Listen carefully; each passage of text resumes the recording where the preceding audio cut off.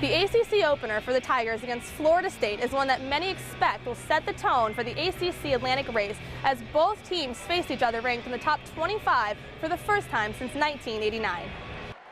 Taj Boyd started slowly against Florida State, but got better as the day went on in Death Valley. Every time that we needed to score, make a play, it was made, and guys stepped up. So, I mean, I just got to put the ball in the guys' hands. It was the Tigers' fourth game this season with 455 yards or better, and Boyd's second straight with 300-plus passing yards. He got rattled a little bit today, and what was good to see was how he responded. It's about the next play. Adversity is inevitable. It's what do you do when it comes? And, you know, he just gathered himself up, went back to work, and made some big plays. An example of that came in the fourth quarter as he pump fakes and throws a perfect ball to Sammy Watkins on a play that covers 62 yards and puts the Tigers ahead 35-23. Watkins finishes with 8 catches and 2 touchdown receptions and spreads the praise afterwards. Defense fought back, offense fought back, and we just made a win. That's one day of work. This one day of work, we got to go next week and do the same thing, man. Can't be satisfied, can't get complacent. And Moore provided the game's decisive play as he sacks FSU's Clint Trickett with under 30 seconds to go and the Seminoles trailing by 5. It preserves a 35-30 victory and Clemson's first 4-0 start since 2007. The victory is also Clemson's second straight against a top 20 opponent and its 5th straight over the Seminoles in Death Valley. Clemson's 4-0 start is the first since 2007. Saturday's game against Wake Forest brought back vivid memories of the 2010 Auburn game for kicker Chandler Catanzaro and probably many Tiger fans as well. Auburn wins it in overtime. With 1:18 remaining in the fourth quarter, Catanzaro had the chance to put his team ahead, but missed just 29 yards away, and the game remained tied at 28, and the Demon Deacons were given new life in their quest to win an ACC title. Catanzaro was given an opportunity for redemption as he later delivered from 43 yards as time expired. It gave Clemson a 31-28 victory and their second Atlantic Division title in 2 years.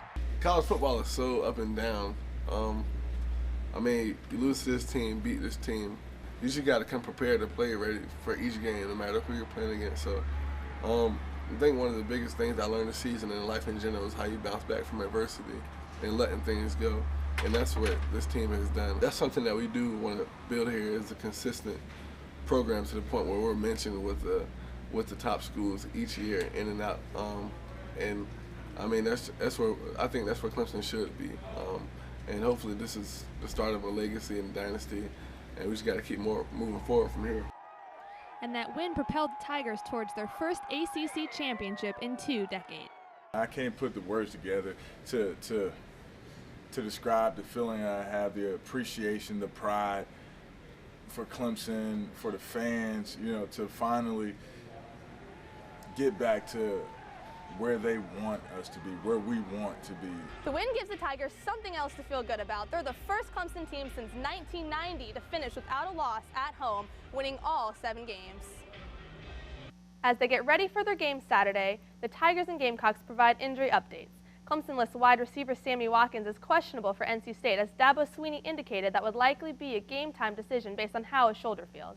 While USC defensive coordinator Ellis Johnson says DBs DJ Swearinger and Devontae Holloman will play sparingly against the Citadel if they're cleared from concussion issues. Sammy Watkins experienced both ends of the spectrum Saturday night in College Park. This fumble of an early punt set up Maryland's first touchdown and helped the Terrapins build leads of nearly 20 points on 2 occasions. I made a couple bad plays, but also I just put that behind me and just kept going and then made some bigger plays that even helped the team out.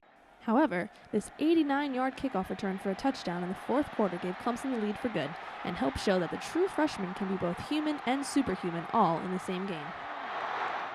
He's got great hands, and he attacks the football as good as anybody I've ever seen. The Tigers trailed by as many as 18 points in the opening half and early in the third quarter before storming back behind Taj Boyd, who finished 26 for 38 for 270 yards passing as the catalyst of an offense that totaled 576 yards. No matter what type of situation we're in, you know, the offense is never going to let us, you know, just hang out there to dry. And if not for Andre Ellington's 212 yards rushing and 2 touchdowns, and Watkins' 345 yards of total offense, a Clemson record, as well as 2 impressive touchdown catches, the Tigers might not have been 7-0 and still have the driver's seat in the ACC Atlantic. Today's matchup between the Clemson Tigers and Auburn marks the first real test for both teams this season. For us, it's simply just a great opportunity, and it's not often that you get the national champion to come to your place. We're going to have to play better because they're certainly the champions, and they deserve that until somebody knocks them out. I feel really confident in this team this year and our capabilities. So as long as we go out there and execute, I feel like this is going to tell it all, man, whether we're going to step up as a team and do what we have to do. You know, it's Auburn. You got to respect them. Like Coach Sweeney said, the national champ, they're going to try to defend it. You know, their level of winning is up there now since they won, so we got to match it. Clemson, which stands 2-0, has struggled with wins against Troy and Wofford. Auburn, also 2-0, could have easily been 0-2 with last-second wins against Utah State and Mississippi State.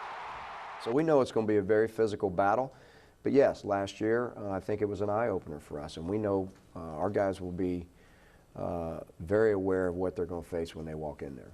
Obviously, a win gives the Tigers some legitimate early season momentum and could add further confidence to the new offensive scheme. Maybe most importantly, it would allow Clemson to make a statement as Auburn comes in with the nation's longest winning streak at 17 straight. They're coming in here with a 17-game win streak, and you know, I got a lot of respect for them. You know, people say a lot of things about this team, the Auburn team, but you know, the thing I would say is they just find a way to win. Clemson is averaging about 470 yards per game, while Auburn averages about 370. On the other side of the ball, Auburn's defense is ranked 103rd and Clemson ranks significantly higher. If nothing else, the Tigers have shown balance when they have had the ball the first two games, and as a result, quarterback Taj Boyd says he has become more comfortable.